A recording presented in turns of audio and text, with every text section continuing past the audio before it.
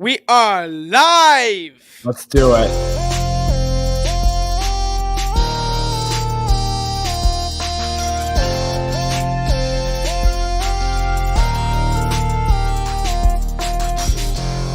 Allied Rivals.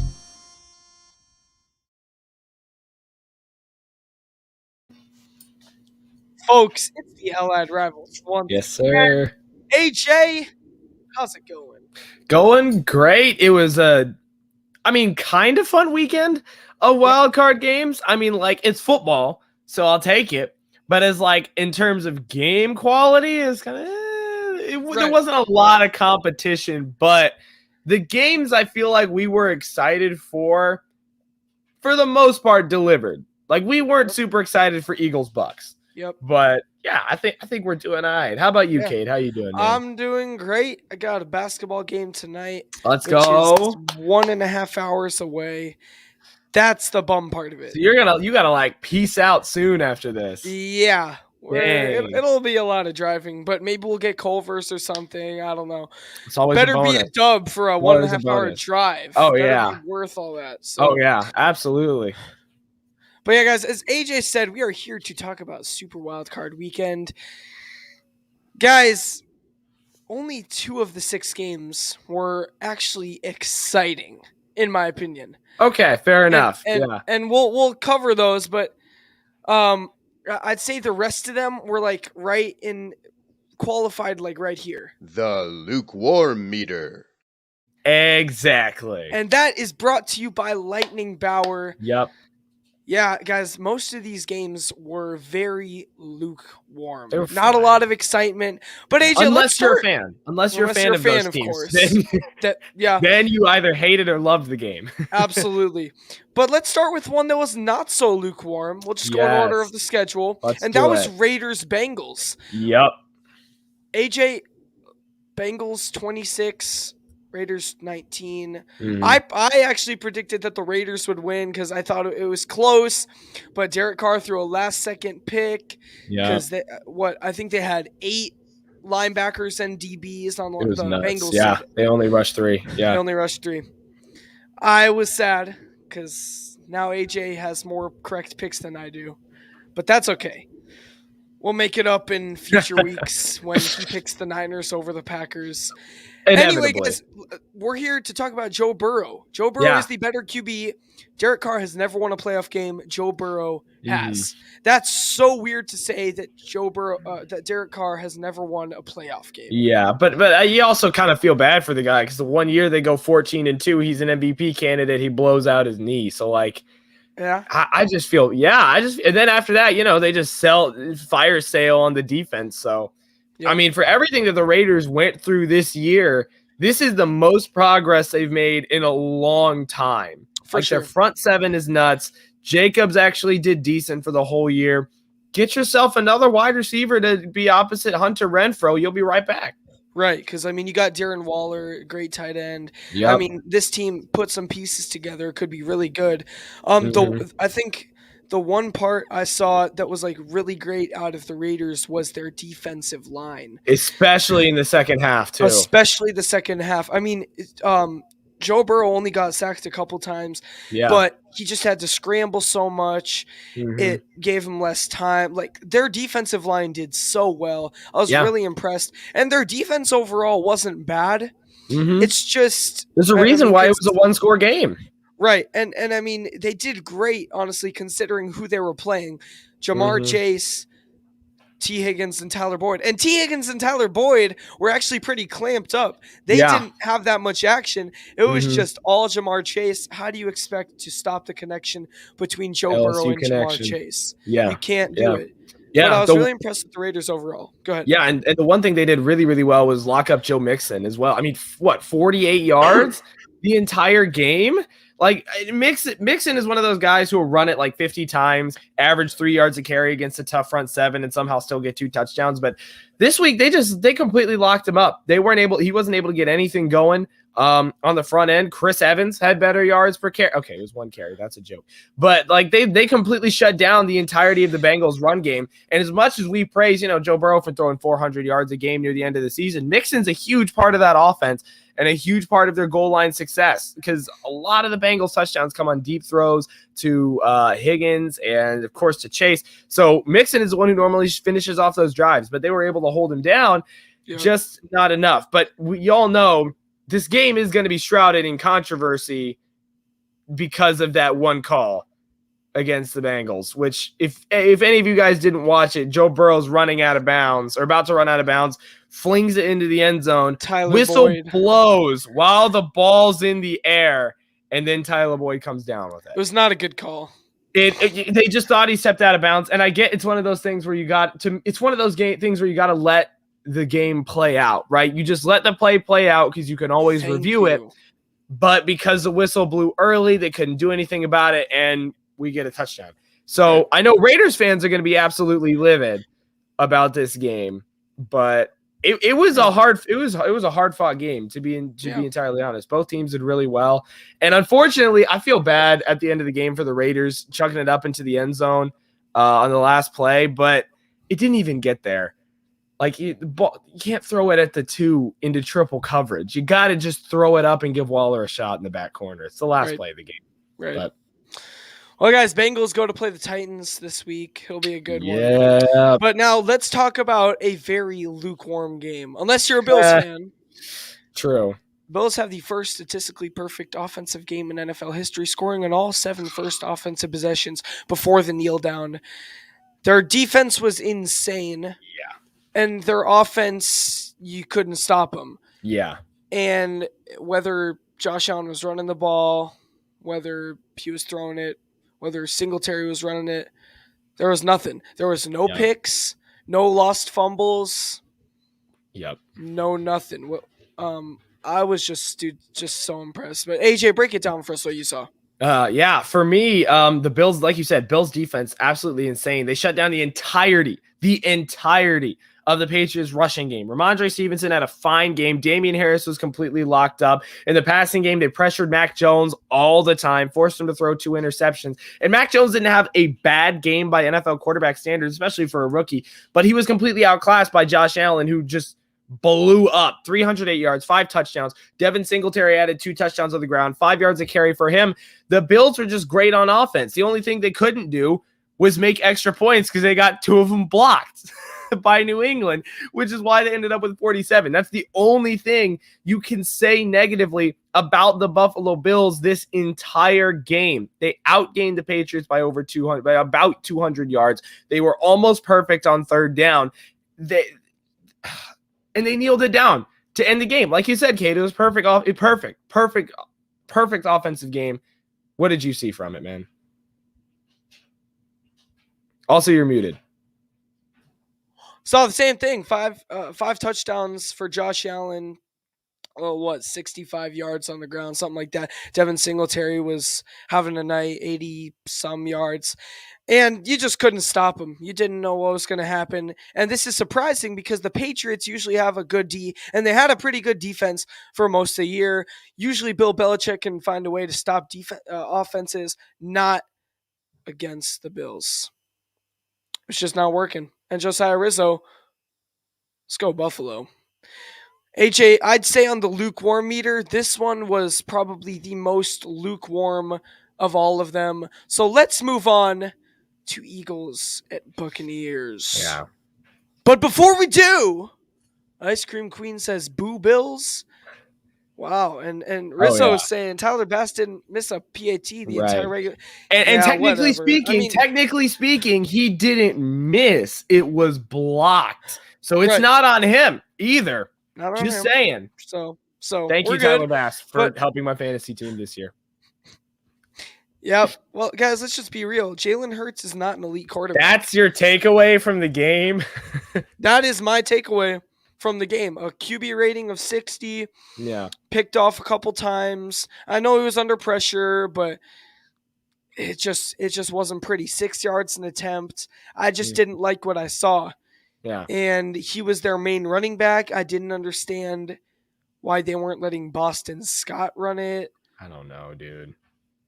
I don't understand. Because Miles Sanders had 7 rushes for 16 yards. Yeah. And then you had Boston Scott 1 carry for 34. Let him do something. He's underrated. He helped my fantasy team so much in the past 2 years. He's amazing. Yeah. Same. But AJ, what you got to say about this? Dude, the Eagles reverted back to the Eagles from the beginning of the year where they make Jalen throw it 40 times and they never run the football. They have no run-pass balance at the end of the day. Those Jalen Hurts rushes, those extra 8 carries you're getting to make the rushing yards look a little bit better, that's him scrambling out of the pocket from that massive Tampa Bay front 7 that's charging at him the entire game. Look, the one thing the Eagles did really well was shut him down in the fourth quarter and at least close out the first half, not going down, 28-0 instead. But I feel like you can't let Jalen Hurts throw it this much. The Eagles are a decent team, but they don't have a ton of depth at the receiver position. You got Goddard and Devonta Smith, and this is not to diss Quez Watkins or Rager or anybody, but this isn't exactly the Tampa Bay Buccaneers wide receiver core we're talking about here, and you're going up against the Bucs defense, who is top 5 in almost every metric this entire season. Running game, passing game, sacks, turnovers, everything. You need to balance it out, and I get that on his 7 carries, what a large amount of carries for Miles Sanders. He only averaged 2 yards a carry. That's why you've got to wear down the defense. You can't just have Jalen drop back 40 times and expect to win against Tom Brady in Tampa. Can't do it. Can't do it. What did you see, Cade? I'm just Jalen Hurts. That's pretty much all I saw. Come on, man. The Buccaneers destroying Jalen Hurts, making it impossible for him to do anything. The coaching wasn't great for the Eagles. Let's move on. Yeah, it honestly felt like how it seemed like the Bills just kind of ran up the score. It felt like the Bucs didn't really try. They didn't try for the most part. They let Keyshawn Vaughn and Gio just run, and Brady just threw it to wherever, because he hit like 9 different targets. Which is crazy because they didn't even have Fournette and half of their or Godwin and AB's gone. They don't even try at this point. Let's move on to George Rieger's here again. And this man, AJ, you want to try this one? No, I'm sorry. I have no idea how to pronounce that. Next one. All right. 49ers at Cowboys. We both picked the 49ers, and I think the only reason they won was because Dak got sacked 5 times. Okay, so break it down. Break it down for us, Kate. Go ahead. I mean, the quarterback play from both Jimmy G and Dak Prescott was pretty pathetic in my opinion. I think both of them had a QBR under 70. QBR under 70. And I mean, that was partially for Jimmy G. He just didn't need to do a whole lot. And because you had Elijah Mitchell and Deebo Samuel just doing everything. And that's great. I mean, if that gets you to the divisional round, so be it. But the defense was great, even with injuries from, was it Joey Bosa? Nick Bosa. Joey's Chargers. Yep, right. Nick Bosa. Fred Warner, he got back in, though, which was cool. Yep, he's all good.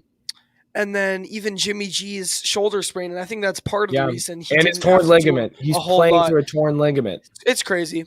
I don't know, but I think that's the reason he didn't have to do a lot. The 49ers defense was outstanding, sacking Dak 5 times, picking him off, only allowing 1 touchdown for him. That is passing. He did get 1 rushing touchdown that was wide open. I don't know why they did that, but I was proud of the 49ers, and I was a little bit scared at the end because, all of a sudden the Cowboys were just rolling, getting like 10-yard gains, like in that last 2 minutes or whatever. Yep. But you know what? The referees did what was right. Yeah. Cowboys fans, I don't care what you're saying. The referees have to do what they have to do. The lineman, the center, should have handed it to the ref. Yeah. And before that, Dak should have gotten it to the ref, first of all. Which, granted, when we watch the replay, the referee is sprinting like 20 yards down because he's behind the play when it starts. So you're Right. already in trouble starting from there. And there's a lot of shoulda, woulda, coulda. Dak should have gotten down earlier, should have given it to the ref. The center should have given it to the ref. It just comes down to it was executed poorly. Yep. That one play, and obviously not the whole game, but that one play was executed poorly. Yeah. And AJ, there's been a lot of talk. Whose fault is this? Is it Dak's? Is it Mike McCarthy's? Is it both of them? Is it the refs? Yeah. Whose fault? Who's in the most fault? Yeah, I think this is one of those games where it's hard to place fault on a particular person. I mean, Dak threw the ball 40 times. He threw it 43 times against a tough 49ers defense. And I think it's less someone on the Cowboys' fault and more the great play by the Niners defense forcing Dak to need to throw it 40 times. Zeke averaged about 3.5 yards a carry. Sorry, wait, what am I talking about? Sorry, no. That's Tony Pollard. Tony Pollard averaged 3.5 yards per carry. Zeke averaged 2.5. They shut down the Cowboys' run game, and now you're able to drop people back on long second and third downs after that to be able to cover a lot of the entire Cowboys receiving core. And yes, Dak didn't have an outstanding game, but he still hit a lot of targets. He spread it out. There were also a couple drops on the Cowboys side that should have been able to have a third down that should have been converted for him. But I think the main thing is less about the Cowboys messing it up. It's less about Dak. It's less about McCarthy and more about the Niners' job to stop the Cowboys' run game, and B, they established their own run game with Mr. 27 carry Eli Mitchell to wear down the Cowboys' D, kill clock, and balance it out so that when Garoppolo does need to throw, he hits Ayuk or Debo or Kittle down the field. I think it came down to the Niners playing well more than it did the Cowboys playing poorly. Interesting. And Josiah Rizzo, first Ice Cream Queen, says it's Dax. And Josiah Rizzo says the 49ers did a good job exploiting weaknesses. Mm-hmm. I completely agree. And another team that did a great job of exploiting weaknesses was the Chiefs against the Steelers. We kind of saw this one coming. We really did. I don't think we have to take too much time on it. Yeah. Big Ben is going to be retiring. That was probably his last game of his career. Yeah. Very emotional. We all love Big Ben. Yeah. Oh, yeah. Najee was Najee, but the Chiefs are just too good on offense. Mm-hmm. And I mean, actually, I shouldn't be saying Najee was Najee. Yeah, no. Because he only Not averaged this game. 2.5 yards a carry. Yeah. But I guess maybe Najee is Najee by, I don't know.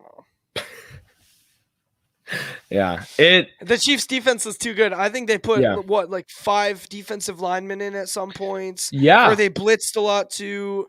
There was just nothing. The Chiefs defense was exceptional because the way watching the Steelers this game reminded me so much of the Steelers when they went undefeated year prior, right? Keep it on the ground, short, quick passing game. Don't take deep shots. That's what this game was. Watching the first 3 quarters of this game, right? The Steelers, after that first quarter, when they picked off Mahomes, they got themselves a fumble 6. I was like, okay, maybe Pittsburgh can get something going. No, it didn't happen. They weren't able to get anything going on offense. It didn't cross Chiefs territory for like 3 quarters. Najee was completely shut down. They were forced to go to the short passing game because Ben was under pressure the entire time and they couldn't connect at all. Deontay had a rough time finding space. Juju came off of injury, so he wasn't 100%. They couldn't hit Chase on deep balls because they didn't even have time. He got 5 catches for 3 catches for 25 yards for Claypool the entire game. And meanwhile, the Chiefs were able to just do absolutely everything they wanted to. Jerick McKinnon is having a career renaissance for the first time in a couple of years. Travis Kelce is the greatest tight end in the NFL, bar none right now. And they were able to just hit absolutely everybody. And the thing that bugged me the most is, Cade, we've talked about it a bunch, that how to stop Tyreek Hill. You place 2 safeties deep. Of course, the one touchdown he burns the Chiefs on, they play man with 1 safety back. And I'm like, what? You can't. Don't do it. I don't care how good your cornerbacks are. You can't do that to Tyreek Hill. It's not fast enough. Right. I feel like there's not much more to say about this one. So, AJ, let's wrap it up with the Cardinals at the Rams. Yeah. You're the Stafford fan. Yes, sir. Dude, this is another game it felt like the Rams offense barely had to try again because their defense was incredible. Kyler Murray is forced to throw a pick six on the 5 due to pressure in the pocket, right? They shut down the run game at Chase Edmonds. James Conner didn't really break anything out. They weren't 49ers. Cardinals didn't even get a first down until midway through the second quarter. The Rams played such good defense that Stafford only needed to hit 4 targets all game. Kupp, Odell, Tyler Higbee, Van Jefferson. That's it. That's who he threw to. You know how this rest of the game we're talking about? Brady hit 9 targets. Burrow spreading it out. No, he only needed to hit 4 guys because the Rams were able to take this game so easily because their defense was playing so well. Sony and Akers were a fine 1-2. They got a combined about 100 yards. Stafford got himself 200, 2 touchdowns. He only needed to complete 13 passes, 13-17 to win this game. The Rams defense completely shut down the Cardinals. Game completely goes to them. It wasn't even close. Cardinals didn't convert on third down. 0-9. And the only other thing I'd like to add to that is that the Rams offensive line played outstanding. Yeah. I mean, this is an experienced what's the word? Veteran core. Disciplined offensive line. I mean, even with Whitworth out for some of it, they were still super good. Yeah. And they're just so impressive. Matthew Stafford doesn't have to rush. And of course, you said the defense, he doesn't have to worry about scoring that drive because it doesn't matter. They're still up by 3 scores or whatever, 4 scores at the end. Yeah. I'm a partial Matthew Stafford fan because he got his first playoff win, which is really weird to hear. Like you think of all these great quarterbacks in the league, and it's like Stafford's been around for how long? 15 years. Oh, he hasn't won a playoff game yet. Yeah. Oh, finally. I mean, even think about like the division that he used to be in, right? He has to play against like Bears defense for a decade, the entire Packers team for a decade, and the Vikings win the division every 4 years just because they do. And he was stuck with basically the worst team the worst team in the entire division for the majority of his career because they didn't have a defense, they didn't have a run game. And the time they did make the playoffs with Jim Caldwell, they fired their head coach. That's the organization he was in. I'm so happy for him, man. And he's got a good coach too. Oh, he's got receivers too. I mean, he has had some receivers: Kenny Golladay, Marvin Jones. But this doesn't compare Calvin Johnson. But this doesn't compare to how Cooper Kupp is playing and the running backs as well. I mean, he had who am I thinking of? There's a reason it's hard for you to come up with this. No offense to the Lions, but But now he has running backs. I can think of. Yeah, Amir Abdullah, Theo Riddick, Reggie Akers, Bush. Even Cam Akers came back. Do a little bit of everything. So it's I'm so happy for him. It's crazy. And like here's the crazy thing to think about. The 2 receivers who have the most yards in a season in NFL history are Megatron and Kupp. Both of them had Stafford as their quarterback. That's saying something. That's crazy. Yeah, and I do want to point out that Budda Baker got a scary injury.